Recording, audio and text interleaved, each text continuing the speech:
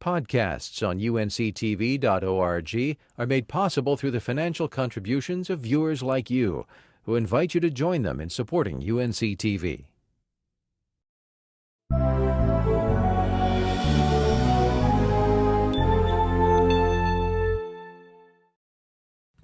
Dairy cows grazing in a pretty farm field can only mean one thing. Get ready for your milk mustache, because I'm going in search of tasty Tar Heel milk and ice cream. Coming up next in Flavor NC. Flavor NC was made possible by Got to Be NC Agriculture, the official state identity program for products grown and processed by farmers and value-added food companies in North Carolina. When you want the best, it's got to be NC. The Currituck County Department of Travel and Tourism. The Currituck County Outer Banks. More value, more excitement, more than you imagined. Additional support was provided by the following.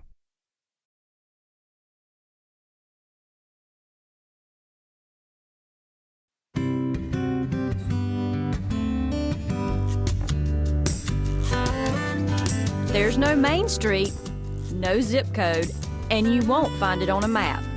But our place is just as real as every mouth-watering morsel grown, raised, or harvested in North Carolina. Welcome to Flavor NC, the heart and soul of local food.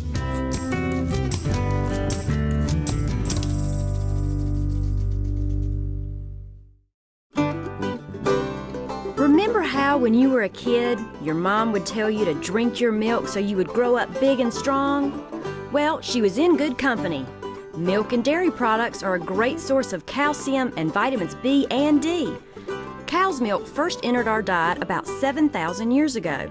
We've been drinking it, churning it, freezing it, and cooking with it ever since. The first cattle arrived in colonial America just a few years after the Mayflower, and as people spread out across the continent, they took their cows along with them. Glass milk bottles came into use in the 1880s, and until the 1950s, morning was welcomed in most American homes by the daily arrival of the milkman. If you're like me, you probably don't have your own milk cow, so you get your milk in the grocery store. Well, if that grocery store happens to be located in central North Carolina, you're in luck, because that milk might just come from cows with true blue Tar Heel credentials. That's because they live at Mapleview Farm here among the rolling hills and lush farmland of Orange County. Founded in 1752, Orange County played a major role in colonial North Carolina. Hillsborough, the county seat, was at the center of politics back then and retains that colonial flavor in its historic district today. Located just outside Hillsborough, Mapleview Farm has been home to the Nutter family and their herd of dairy cows since the early 1960s. That's when Bob Nutter, a fifth-generation farmer and dairyman from Maine, upped stakes and moved the family operation 1,000 miles south to North Carolina. The Nutters began bottling their own milk in 1996. Today, the farm and dairy cover 400 acres. Almost half of it preserved forever as farm or open land through a conservation easement the family put in place in the mid-1990s. To help feed the herd of purebred Holstein cows, 2 crops are planted yearly, barley in the fall and corn in the spring.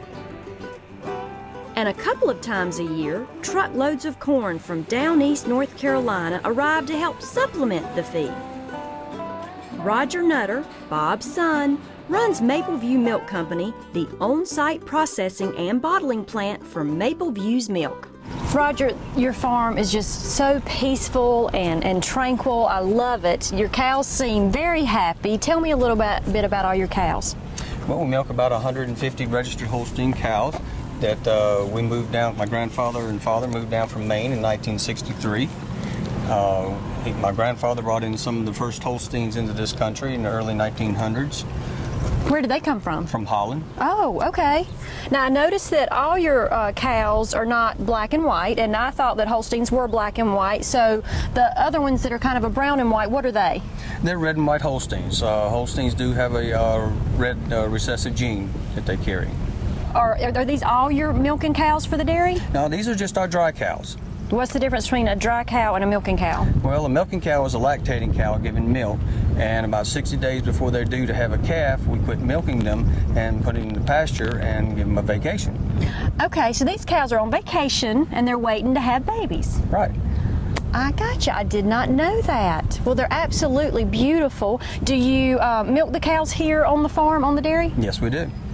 Okay, I would love to see how that's done. All right, well, let's go see. Okay.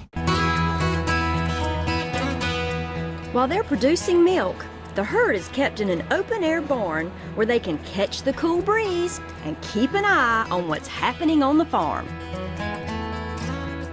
3 times a day, the ladies in the herd line up and take a short stroll to the milking parlor where they patiently wait their turn. Modern technology means that the entire herd can be milked by just one person. All right, Roger, so we're in the milking parlor, and I'm seeing a lot of equipment. Tell me what that does. Well, this is where we milk our cows.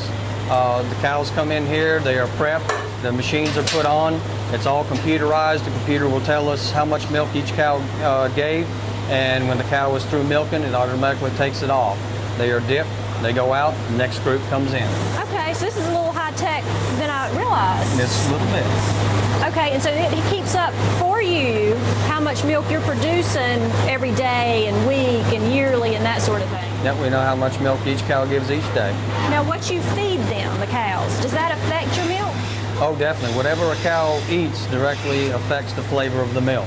So what are you feeding your cows? We feed our cows silage of corn silage, barley silage, ground corn, soybean meal, and cottonseed meal.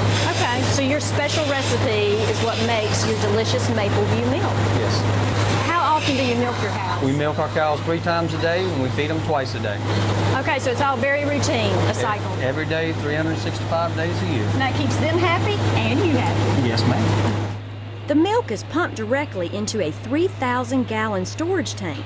From there, it travels to the milk plant where it's pasteurized, then processed into all the different milk products Mapleview makes. In addition to straight-up milk, Mapleview turns out chocolate milk, buttermilk, butter, and ice cream. Today, they're bottling low-fat milk. Okay, Roger, explain to me what's going on with all these glass bottles. Well, here at Mapleview, we bottle our milk in glass bottles. We've been doing it since 1996. We deliver our milk to the stores where people pay a deposit on the bottles. When they bring the milk back, they can exchange the bottles or get their money back. We bring the bottles back from the store. We wash the bottles in our bottle washer here just before we fill them. The bottles go in, they're washed. They come up, they go through another wash cycle. They go through a rinse cycle, they're sanitized. From there, they go to our filler. Okay, and why do you use glass bottles? Well, everything tastes better out of glass, so we thought milk would taste better out of glass. And it gives us a little niche in our market, so our milk stands out on the milk counter a little bit better. On delivery days, the milk and butter are loaded into the dairies on trucks, then delivered to grocery stores and restaurants throughout central North Carolina and as far away as Wilmington. Some of that milk gets turned into rich, creamy ice cream at the farm's ice cream shop. People come from all over to sample the sweet treat. If you can judge an ice cream's enjoyment factor by how much ends up on the face as opposed to in the tummy, then I think Mapleview has a real winner. Of course, I had to earn my ice cream cone by taking my turn packing pints of chocolate ice cream. Oh, Beck, I'm making a mess. Trust me, it's not as easy as Becca Stroud makes it look. Well, at least I can eat my mistakes. Mapleview serves up more than 35,000 gallons of chocolate, strawberry, vanilla, and every other flavor you can think of. Roger tells me they've made over 100 different flavors over the years, and I mean different. Have you ever heard of Southern Sweet Tea ice cream before? Thanks, but I think I'm going to stick with some good old chocolate. And while you're enjoying that ice cream, you can peruse Roger's milk bottle collection. Roger, I'm fascinated by this collection of bottles. Give me a little history behind them. Well, all these bottles came back to us with our bottles. They were taken back to the stores and they made their way back to our farm. So you just never know what's going to come back on that truck, do you? No, we get surprises all the I time. was going to say bottles that didn't even come from your dairy. That's right. They come from all over the country. So which bottle came the furthest? Well, probably this Martian bottle. We're not sure. It just says Martian milk. Okay, so that one came from outer space, maybe. Well, I guess so. And we have one here from California. Oh, okay. Well, that did travel quite a That ways. traveled away. One of my favorites here is Scooby-Doo. Yes, I love Don't know where that came from. It's just Scooby-Doo milk. Scooby-Doo milk. One of my other favorites here is the Long Meadow bottle, which used to be, we used to sell our milk to back in the 60s here in Durham. Okay, so this was a North Carolina This is a dairy. North Carolina dairy. And they haven't put milk in this bottle since about 1964. That was a long time ago. So somebody's held on this for quite some time. Yes, they have. I have a feeling the same thing will happen with your bottles. They'll hold on to it for a really long time. That'd be nice. I ask you, what could be better than enjoying a luscious ice cream treat while rocking on the store's front porch and looking out over the beautiful farm field? Now this is bliss. As you can imagine, all day long during my visit to Mapleview Farm, the wheels were turning in my head with thoughts of all the great recipes I could prepare using Mapleview's luscious milk. And what better place to try some of those recipes than here at Panciuto Restaurant in Hillsborough? Chef and owner Aaron Vandemark agreed to share with me some of his favorite Mapleview recipes. And get this, he's been nominated for 2 of the most prestigious national food awards in the country. This is gonna be good.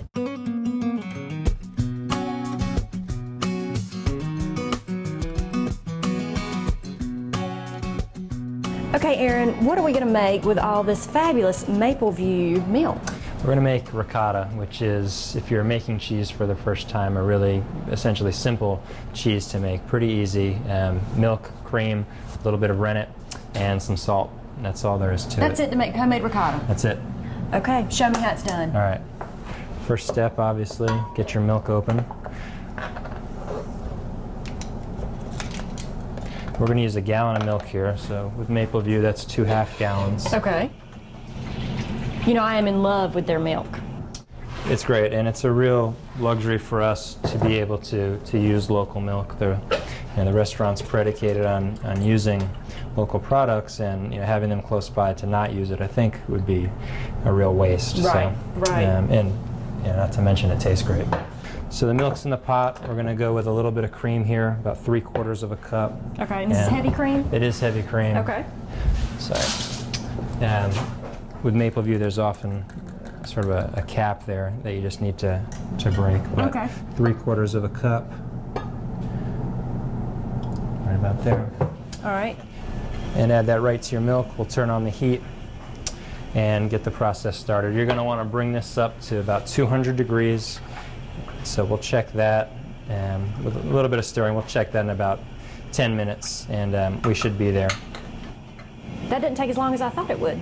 No, it's going to go pretty quickly, and at that point when it reaches temp, we're going to add, or we're going to transfer the milk to a cold pot and bring the temperature down to about 125, at which point we'll add the rennet, and it'll rest for about 10 minutes. So it's a pretty fast process, simple. The time is in the waiting. Okay.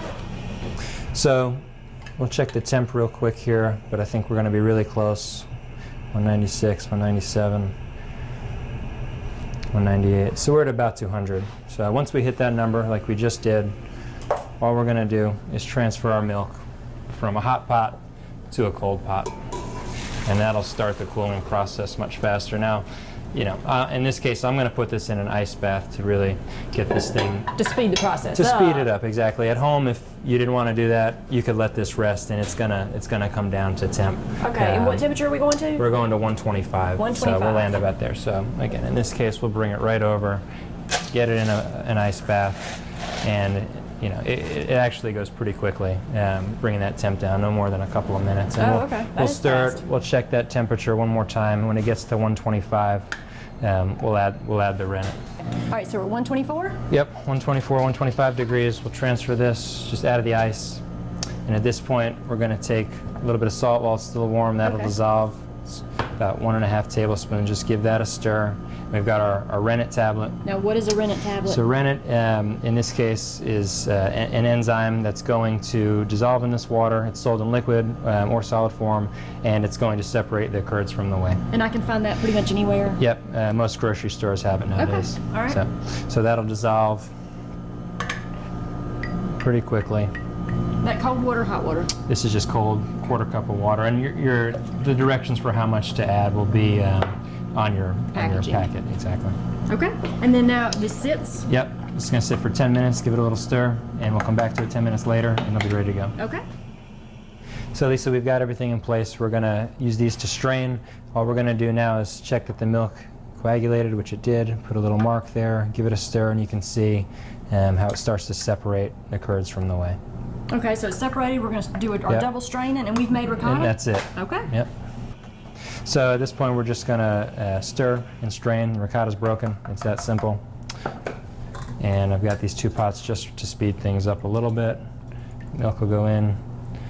And that's separating our curds and whey? Yep, curds and whey. So the whey is going through, curds are on top, and we'll transfer that. And the 2 strainers just speed dry up the overnight. process? Exactly. Once you've strained the curds and whey, just refrigerate overnight. So Aaron, this is what it looks like after a night in the refrigerator. That's it. Ready to go.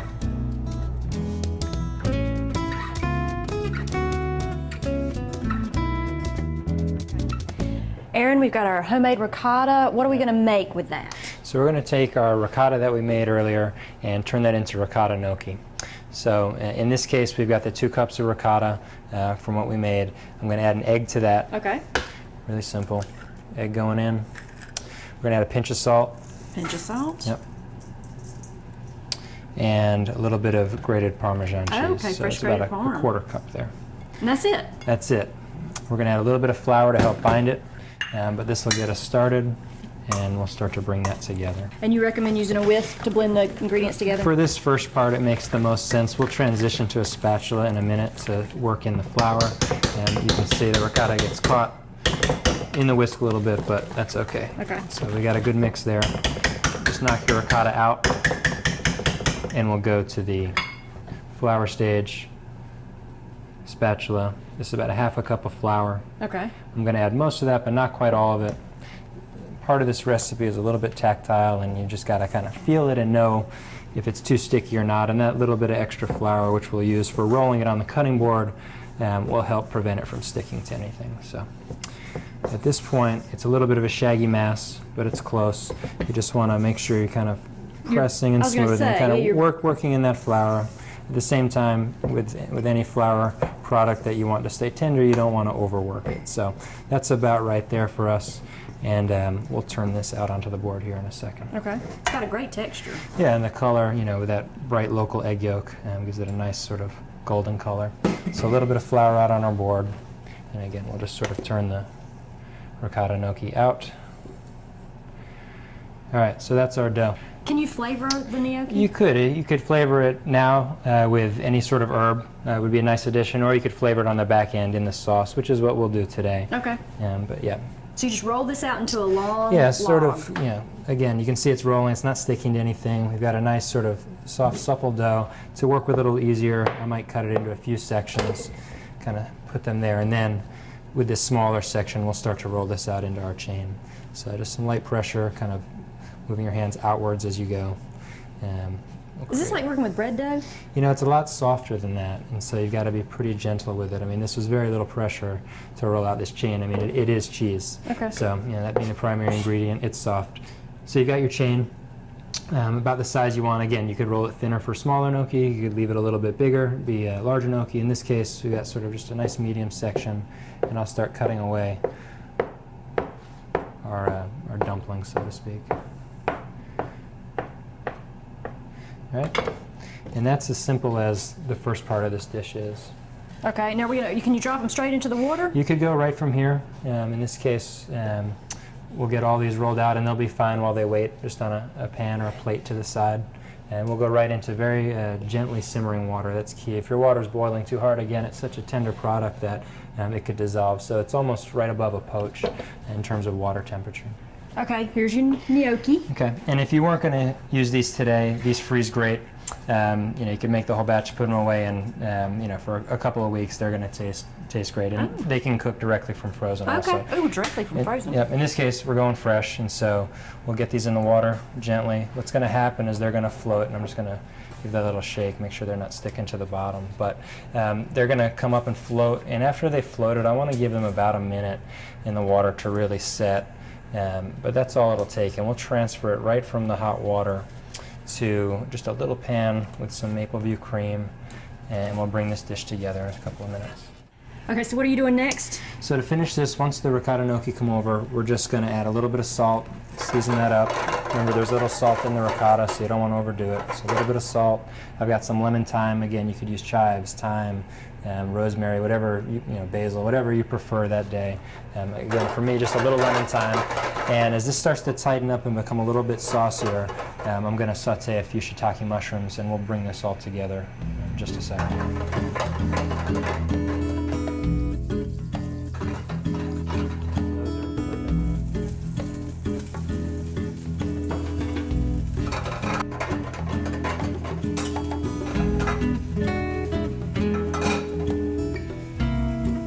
Aaron, everything looks done. Can we plate it up? Yep, it's good to go. You got your shiitakes, you got your ricotta gnocchi. The sauce is tightened up for us, which you can see a little bit there. So we'll just go right to the plate with it. There's the cream, the thyme, the ricotta gnocchi.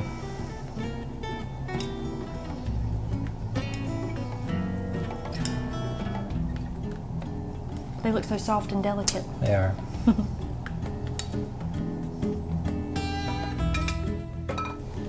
Mushrooms are beautiful golden. Yep, great local shiitakes. Again, just kind of put those in and around the gnocchi. Whether they fall right side up or upside down does not matter. And we'll go back with just a little bit of that cream from the pan.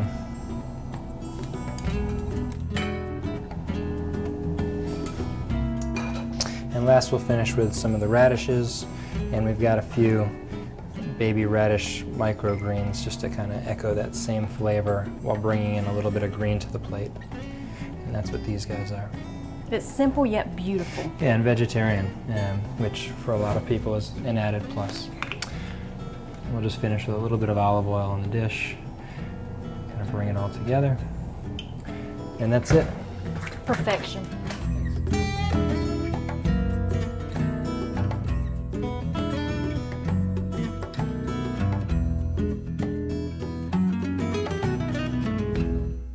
Okay, Aaron, you're going to show me how to make a homemade dressing using Mapleview. Yep, buttermilk. Buttermilk. We're gonna Okay, make great use sounds of that. good. Show me how to whip it together. Okay, what's great about this recipe is just how simple it is. You've got your ingredients. In this case, we'll start with 1 1/4 cups of buttermilk. That's about right there. We'll go in with the shallot, and doesn't really matter in what order you add this stuff. Okay, So shallot, a little bit of garlic. That's a teaspoon of garlic. That's a tablespoon of shallot. You've got 3 tablespoons of sour cream. You've got a 1/2 teaspoon of sugar. A little sugar, okay. Yep. 2 tablespoons of mayonnaise. 2 tablespoons of olive oil. 1 1/2 tablespoons of white wine vinegar. And then last, you've got 6 tablespoons of limoncello. Now, limoncello, is that just like a lemon liqueur? That's correct. Okay. Yep. And last, I'm going to finish with a little bit of salt, a little bit of pepper, and we're just going to whisk that together. And this homemade dressing, how long will it keep? It's going to easily keep a week. It's going to be best in the first day or 2, but you'd have no problem using this 5, 6 days later as long as it's cold. Okay, let's give it a try. All right, from there, right to our salad. We've just got some hazelnuts, some shaved cheese. You could use Parmesan, Pecorino, whatever you prefer. Toss that with the greens, and that's it. We'll transfer that to our plate. Again, just keep it nice and light, and we'll finish in this case with just a grilled cracker. I gotta tell you, meeting all these great farmers and chefs and trying out new recipes and new ways to use traditional ingredients like buttermilk is the best part of this job. I learn something new every day. Maybe the most important thing I learned on this trip was not to take a simple glass of milk for granted. I'm Lisa Prince, and I'll see you next time right here in Flavor NC.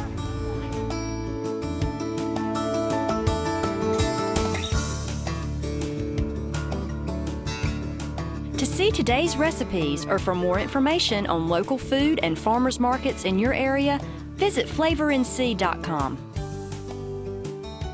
Flavor NC was made possible by Got to Be NC Agriculture, the official state identity program for products grown and processed by farmers and value-added food companies in North Carolina. When you want the best, it's got to be NC. The Currituck County Department of Travel and Tourism. The Currituck County Outer Banks. More value, more excitement, more than you imagined. Additional support was provided by the following.